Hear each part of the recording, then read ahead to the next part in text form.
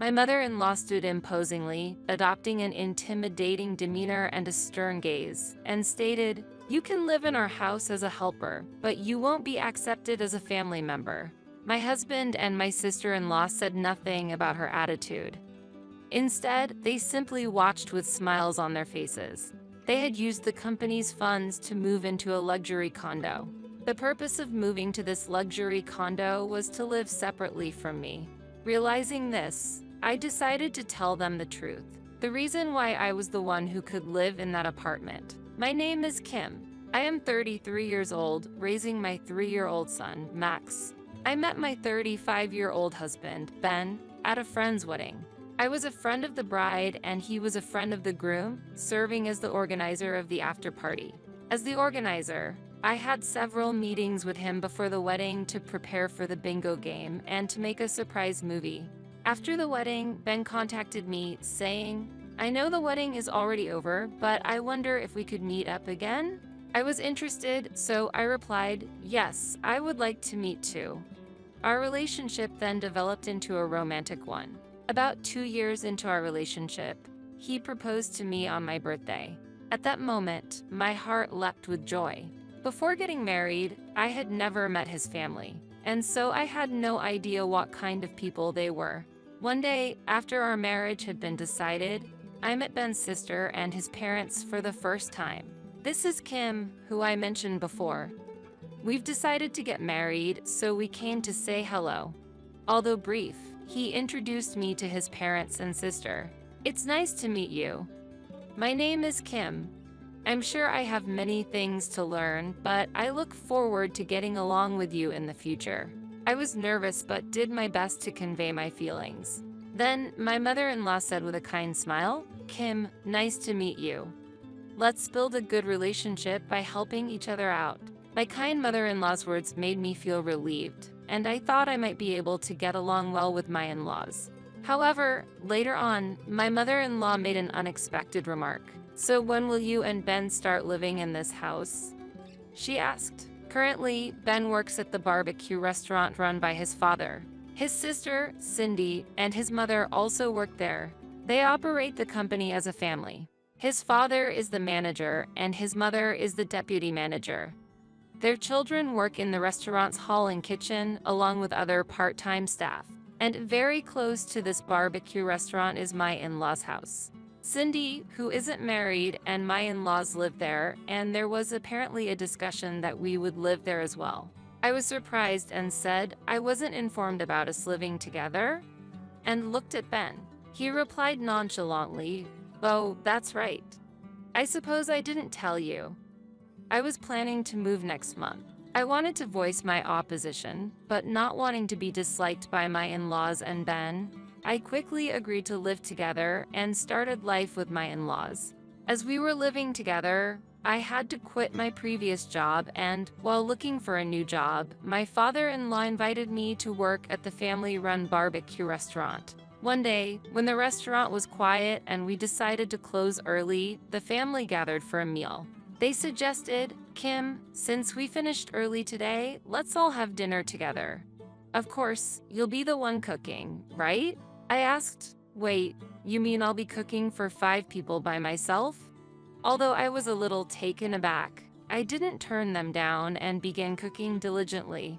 When mealtime came, I served pumpkin stew, fried chicken, soup, and salad at the dining table. However, my father-in-law frowned upon seeing the dishes and muttered, "Are you expecting an old man to eat fried chicken?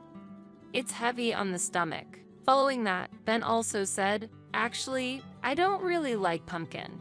Cindy added, "The taste seems a bit bland, maybe?" The family continued their critiques.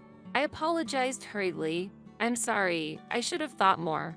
I'll improve next time." But then, my mother-in-law added insult to injury, "Kim, the food is bland and the menu is terrible." She then sought agreement from the family with a laugh. "My cooking is better, right?" The rest of the family, excluding me, began to praise her. "Yeah, Mom's cooking is the best. I can eat pumpkin if Mom makes it. Mom's seasoning is always perfect." Despite my efforts to quickly prepare a meal for 5, I was neither complimented nor thanked. unlike my mother-in-law, which made me want to cry. Meanwhile, my mother-in-law looked pleased to hear these words. Then, one day, while I was serving customers at the barbecue restaurant as usual, a loud noise came from the kitchen, followed by my mother-in-law's scream. Hearing her scream, Ben and I rushed to the kitchen and found my father-in-law collapsed and unconscious. We closed the restaurant quickly and headed to the hospital, but my father-in-law passed away unexpectedly. He had suffered a heart attack. After my father-in-law's sudden death, my mother-in-law's health deteriorated rapidly. She retired from work, following advice from Ben and Cindy. "I'll be leaving it all up to you. Kim, can you take over my job?" she asked me, and I assumed her role. My husband, Ben, became the manager of the barbecue restaurant, replacing his father, and Cindy was appointed as the deputy manager. A year after my father-in-law's death, I successfully gave birth to a baby boy. I named him Max. Facing a tough economic period, I focused more on work, but the number of our customers had been decreasing. Cindy asked with concern, "Ben, don't you think our customers have gone down recently?" "Yes, it's probably a slow period now." "No worries, we're managing it," Ben confidently reassured her. Hearing Ben's words, Cindy smiled happily. "You're right. Just as you said, brother, we have nothing to fear." I couldn't understand their baseless confidence, but I kept quiet. However, the number of customers did not increase, and the part-time staff left one by one, leaving only the family to run the restaurant. Seeing Ben and Cindy with their confidence, I felt anxious. There used to be around 40 customers at lunchtime and about 60 in the evening, but recently, this number had been cut in half. While having a meal with the family, I suggested to Ben, "As Cindy said, I feel like our sales have been dropping lately.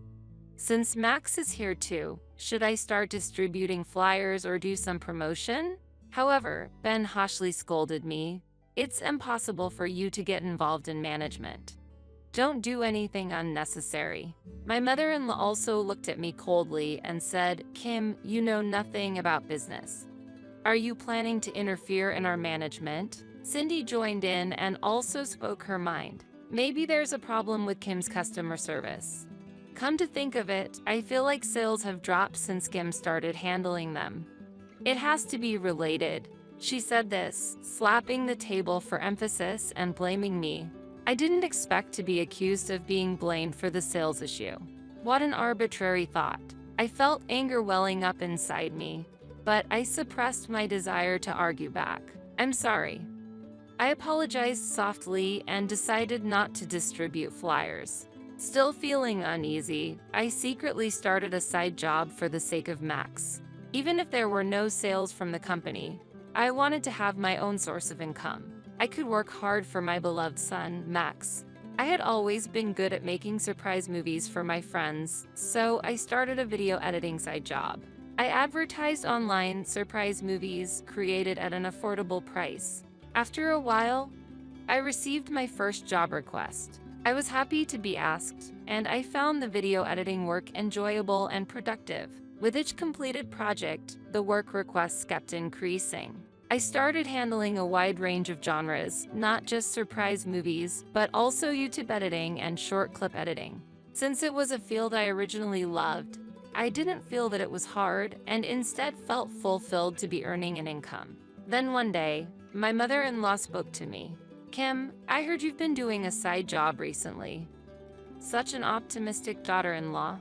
"Do what you want, but don't slack off on the barbecue restaurant's work." She said this sarcastically. I wouldn't do that. "Of course, I will do my main job properly," I replied. My mother-in-law left with a dissatisfied home. On another day, she said, "We have something to do, so we'll be out. Kim, please prepare dinner," and left with Ben and Cindy. That day was extremely hot, and I was alone with my son, Max, so I planned to let him play in the pool. After preparing dinner, I set up the pool, filled it with water, and played with Max. When a package came, I hurriedly picked up Max to go and get it. During that time, my mother-in-law and the others returned. "Kim, that package is mine. Give it to me right now," she said, forcefully taking the package from my hands.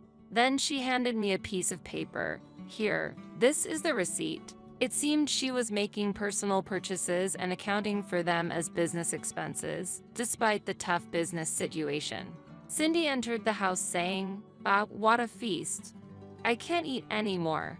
Apparently, they had gone out to eat. Wait, didn't you ask me to prepare dinner? I asked my mother-in-law. She replied, what are you talking about? I meant that we were going to eat out. I meant you should prepare your own portion. Oh, what? Did you prepare for everyone? How foolish. And here, this is a receipt. Make sure to record it as an expense. My mother-in-law said this condescendingly, laughing as she handed me the receipt. It seemed they had used company expenses for their meal out.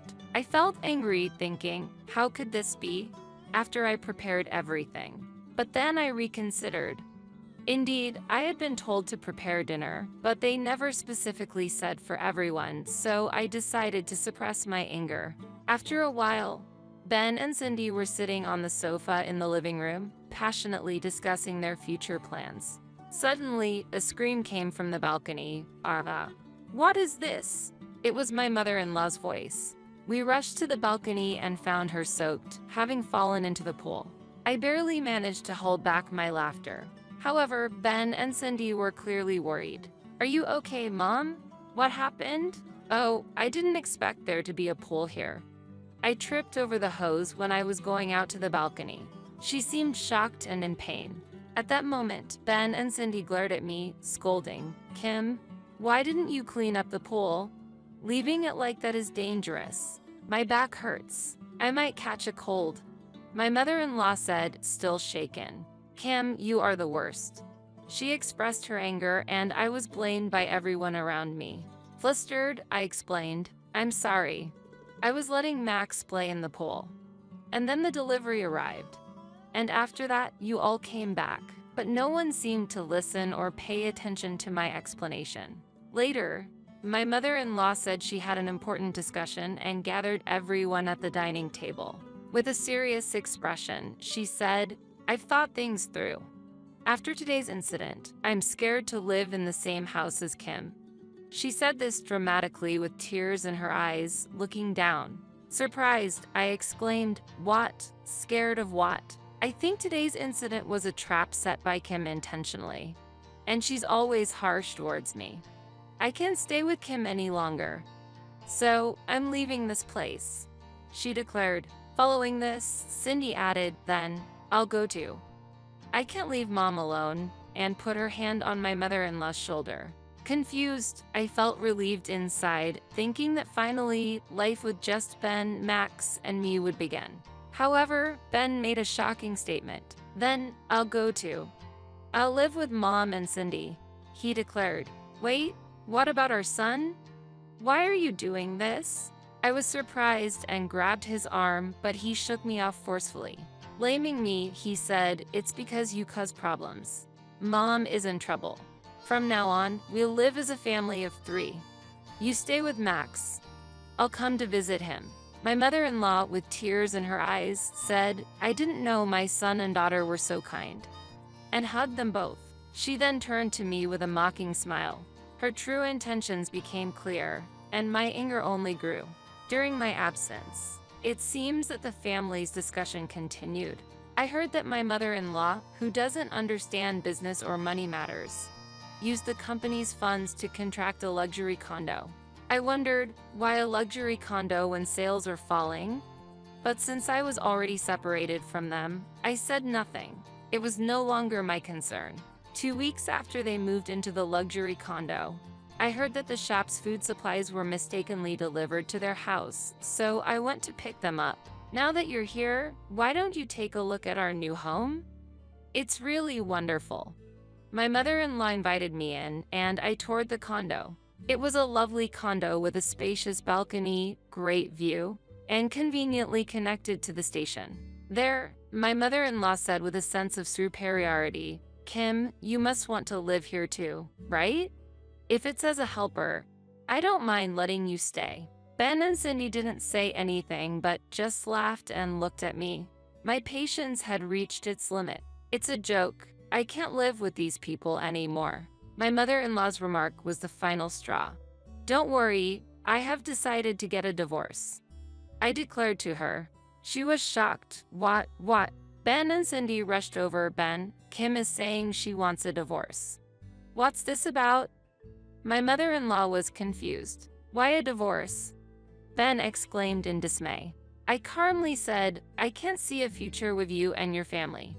"Ben, you don't love me, you only love your mother, right?" Ben replied, "What do you mean?" "Of course, I love my mom." I was astonished by his response. "Well, anyway, I'm getting a divorce. Oh, and just to let you know about Ben and Cindy's salaries." I said indifferently, "Ben earns $400 a month, while Cindy gets $300. Ben and Cindy and my mother-in-law were shocked and trembled in surprise. "That can't be. It must be a mistake." My mother-in-law denied it vehemently. I calmly explained, showing them the sales records and their salary details. "You realize that the number of customers has decreased significantly recently, right? There were months with hardly any customers at all. Did you still think you were earning enough, like when your father was here?" I asked with a smile. "But we can still pay the rent for this luxury condo." My mother-in-law exclaimed angrily, "No, you think you have that money because I was putting the income from my side job into the company. It has nothing to do with your management." I replied calmly. I had achieved great success with my video editing side job and had been paying the $8,000 rent for the luxury condo with that income. My mother-in-law teared up, only $700 a month with the both of them. Truly shocked. I was curious why sales had dropped so much and did some research. Then I found this, I said, showing my smartphone screen. It displayed negative reviews of the barbecue restaurant run by Ben and Cindy. "The meat at this barbecue restaurant is bad and tough. The glasses are dirty. Are they even washed properly? You can constantly hear talking from the kitchen. It's uncomfortable. I'm concerned about the manager's appearance and the smell of cigars. The hall staff's hygiene is poor." All were bad reviews, accompanied by photos spread on Twitter, Instagram, and TikTok. "Cindy, as a hall staff member, your long nails are a problem. And your cleaning is too sloppy. Such carelessness, coupled with your clinginess to family, and being mean to your brother's wife, makes you unattractive. It suits you to be alone. Is that why you're unmarried?" I pointed things out to my sister-in-law. I said what I needed to say directly. Cindy trembled with anger and glared at me. Then she started complaining to Ben. "It's all your fault, Ben. I told you not to change the meat types. That's why everyone is complaining about it being tough." Ben didn't stay quiet either, and the two of them started arguing loudly. My mother-in-law tried to calm them down, but they began to vent their frustrations on each other. "I won't be involved with you anymore. I also have no intention of giving you any of the money I earned. Enjoy living on your $700 monthly income," I said, and left the house. When I returned to my parents' house with my son, Max, my parents were surprised by our sudden arrival. After hearing about everything that had happened, they said, "You endured a lot," and welcomed our stay. I sent the divorce papers to Ben, and our divorce was quickly finalized. Afterwards, my mother-in-law and her children couldn't pay the high rent and had to leave the luxury condo. Furthermore, the reputation of the barbecue restaurant worsened, and eventually it closed down. Now, Ben and Cindy, both over 30, are unemployed, working various part-time jobs. My mother-in-law is also working a part-time job, cleaning, and all three are trying their best. The once close-knit family is now blaming each other. The barbecue restaurant failed because of you, Ben. The divorce is Mom's fault. Dad's shop was ruined because of the two of you. They argue every day.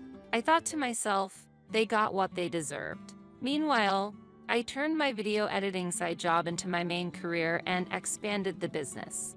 Now, I'm invited as a lecturer to many schools and have become a notable entrepreneur in the media. My side job has become my main job, and every day is fulfilling. Currently, I live happily in a luxury condo in New York City with my beloved and precious son, Max.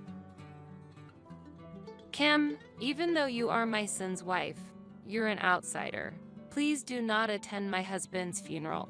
That's right, you are unnecessary. I alone, as the eldest son, am enough to handle this. I was appalled by their selfishness and became speechless.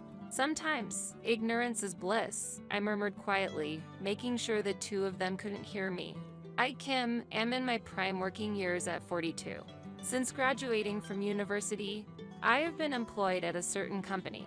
Then, I accepted a marriage proposal from my university sweetheart, Joshua. I first met Joshua in my second year of university life. He was 2 years younger than me and joined the club I was a part of. Thanks to his vigorous pursuit, we started dating within a year of meeting. After that, our relationship went smoothly, and we had a wedding after he graduated from university. Since then, I have been dedicating myself to my job. That's because the company I work for was founded by my father-in-law. The kind yet dignified father-in-law built up a major corporation with his own hands, and I respected him greatly. I didn't realize Joshua was the son of a major company's CEO until we got married. This was because he lived alone in a worn-down apartment when he was in university and supported himself with part-time jobs. According to my father-in-law, he deliberately let his son experience a tough life to teach him the harshness of life. He is an only son and the sole heir. My father-in-law surely wanted his son to mature as a working adult. However, my mother-in-law, his wife, had a completely different view. Kim, it's clear that you want to be acknowledged by my husband, neglecting household duties for work. I have no such intention. I manage both work and home affairs well. Look at this. See, there's so much dust. My mother-in-law accused me while tracing the dust in the hard-to-reach gaps of the furniture with her finger. And you got your job through connections, didn't you? Yet, you're so proud of yourself. My mother-in-law sighed dramatically and shook her head in disappointment. My husband, who was next to her, agreed with her words. She's right. If I were in that position, I would have been promoted long ago. After all, I am the heir of the company. Could you save those comments until you actually work? How dare you say such a thing to Joshua? You can't learn about the world by staying in the same place. My husband chose part-time jobs over a full-time position, even though he was the heir to my father-in-law's company. The fact that he had not settled into a permanent job even as an adult was a problem in my eyes. Yet, my mother-in-law, his mother, continued to coddle him. Gaining experience in various workplaces is important, but isn't it time to learn about your father's business up close? Don't get cocky. Who do you think supported you when times were tough? You repay kindness with ingratitude. I'm leaving. It's depressing to have such a daughter-in-law. My retort seemed to have angered her. My mother-in-law stormed out of the house, yelling loudly, "You really know how to provoke her anger, Kim. Joshua, it's almost time for your part-time job. Yeah, it's a hassle, but I should get going." Reluctantly, my husband got ready and left for work. Alone in the quiet room, I reminisced about the early days of our marriage. In my second year at the company, my mother-in-law declared loudly in front of the company's employees that I married her son for money. Furthermore, she criticized my father-in-law for apparently favoring me as his son's wife and claimed that all my work achievements were due to nepotism. After that, my mother-in-law continued to spread false stories around and left like a storm. Everything my mother-in-law said is false. Please believe me. From that day on, the harmonious workplace relationships changed dramatically. At the workplace, I became someone to be avoided and couldn't help but feel constrained every day. Yet, my mother-in-law's claims were unfounded. Despite being pushed by her strong assertions, my trusted colleagues began to sense the inconsistency, and ultimately, the situation was resolved by my father-in-law. My past achievements helped regain the trust of my colleagues. Really, those times were tough. Lately, maybe because of my age, I started talking to myself more often. The support I hoped for from my husband, Joshua, was non-existent as he always sided with his mother.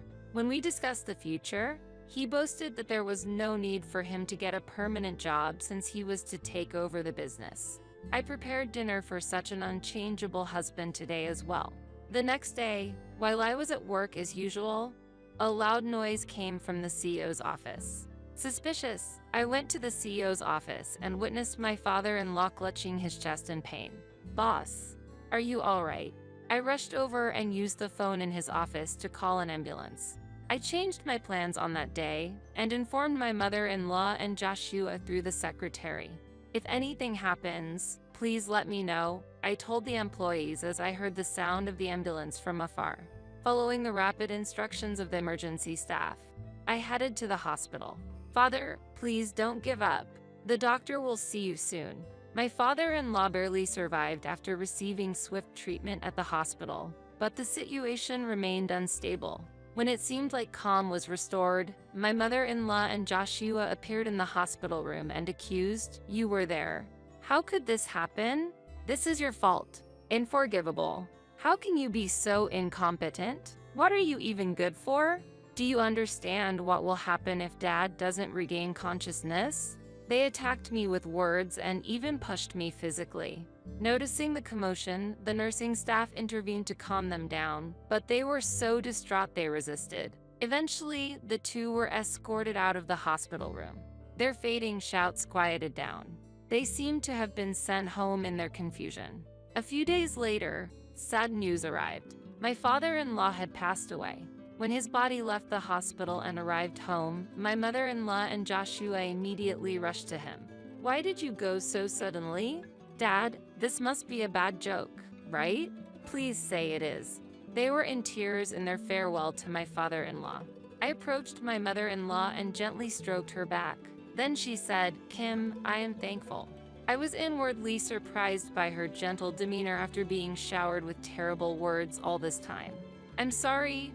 Maybe there was more I could have done." As I apologized, my mother-in-law clung to me, sobbing.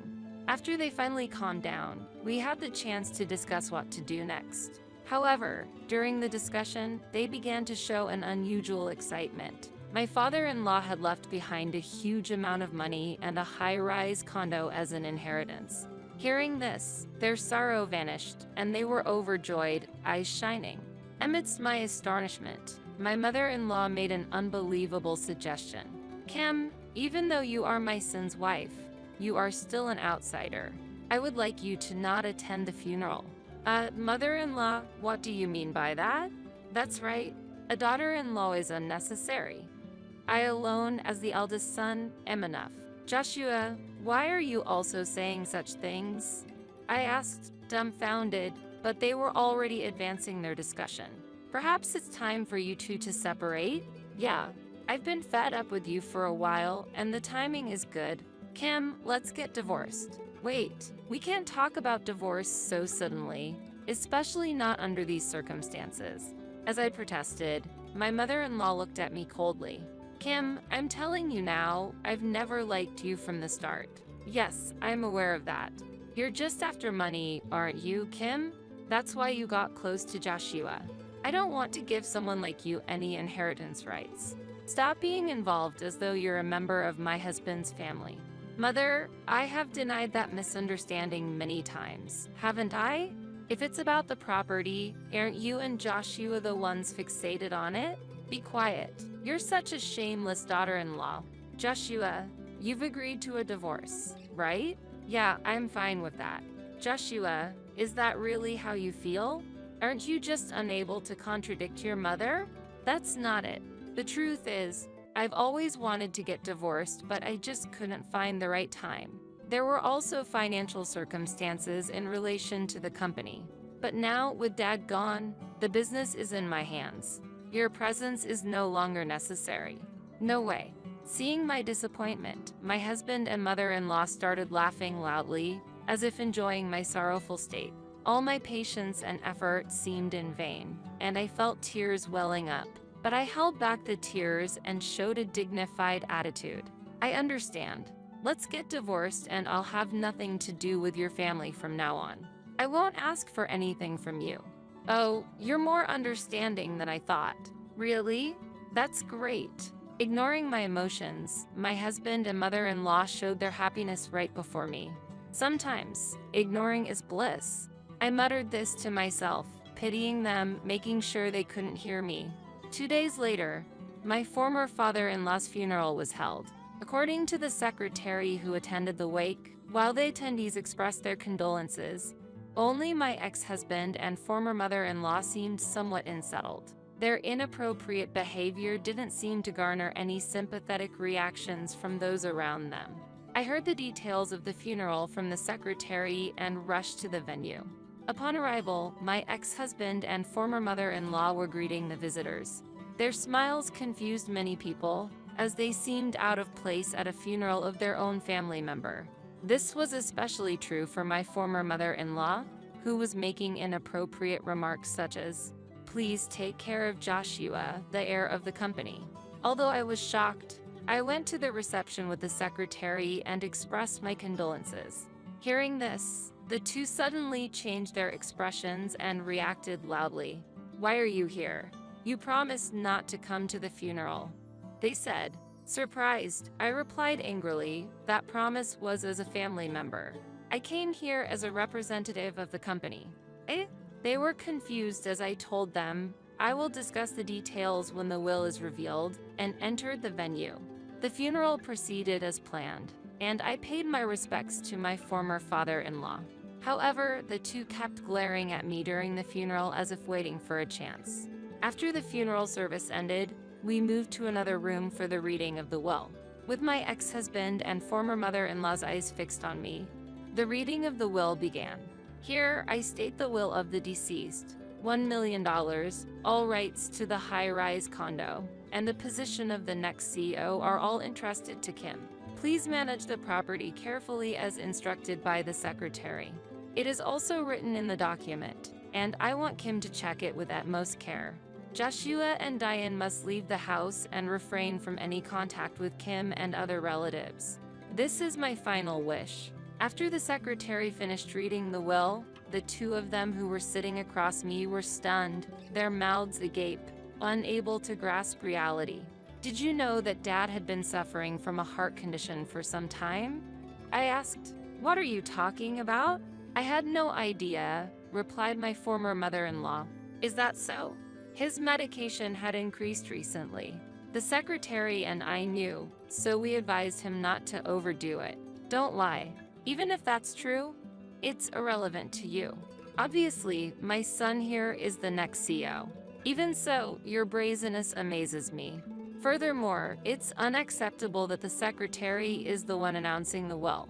Although his face was pale, I noticed my ex-husband, who was sitting next to my former mother-in-law, nodded in agreement as she continued to argue. "It is relevant, actually. Dad had prepared for unexpected events and made an official will.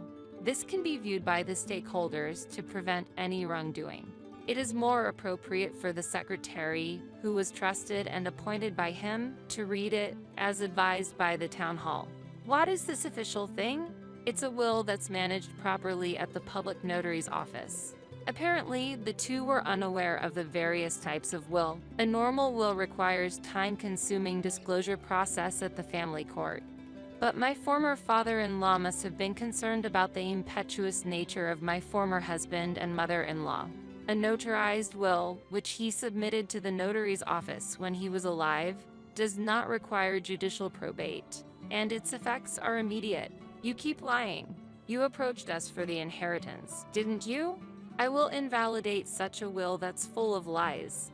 Now leave." Despite my exasperation at my former mother-in-law and ex-husband's constant attempts to exclude me, I chose my words carefully. "I'm telling you there was a witness." "And where is this witness?" "He's right here." I pointed out the secretary to my uncomprehending former mother-in-law, answering clearly despite my irritation. His testimony matches the will, and I have been named the next CEO, not Joshua." "What are you saying?" My former mother-in-law, still unwilling to accept it, tried to lash out at me, but the secretary stopped her. Then, my equally perplexed ex-husband intervened. "But the inheritance is supposed to be for me and Mom, right?" "Unfortunately, you are mistaken. The high-rise condo was purchased as company housing so that employees could work efficiently without financial difficulties, as arranged by Dad. The $1 million of his private wealth is intended to be a fund to support employees in case of future need. I am the one entrusted with managing these as the next CEO. This is all clearly stated in the document he signed and entrusted to the secretary. No way. My ex-husband collapsed on the spot, crestfallen. My former mother-in-law lost her momentum and stiffened. Since it's a notarized will, Diane, no matter how much you deny it, it cannot be changed. If it's hard to believe, you can verify it at the city hall. I can't believe this. And why do we have to leave the house? To the resolute former mother-in-law, I said, despite Dad's failing health, his son had not become independent yet and was cruel to me, who supported him every day. Diane, you spent Dad's wealth freely and bullied me daily. Dad was always concerned about me and mentioned that his son and wife were a disgrace to the family. Diane, faced with the truth, lost her strength and sat restlessly beside her son. I will cover Dad's funeral expenses. What happens beyond that is up to you two. I offer you my condolences. Then, I left the crestfallen pair behind. A few months after the incident, the two could not sustain themselves financially and had to move out of their residence to a small, old apartment. Joshua decided to find a job but apparently continued to change jobs frequently and was eventually turned down even at interviews. My mother-in-law also managed to find a part-time job, but due to her high pride, she couldn't work efficiently and seemed likely to be fired soon. I heard that she assaulted a staff member at a public institution, causing a commotion, which led to police intervention. This story spread among relatives, and she became isolated. Just as my former father-in-law wished, they had to make a living on their own, and their daily disputes were endless. The secretary and I are concerned that their neighbors may call the police because of the noise. I was extremely busy for a while with the transitions at the company, but lately, I've finally regained my calm. I've achieved a life where I feel mentally and physically relaxed. While the duties of a CEO are not easy, the relief of finally being free from those two has eased my stress, and my skin seems to have improved. I intend to continue to protect and grow the company that my former father-in-law built. I am thoroughly satisfied with my current life,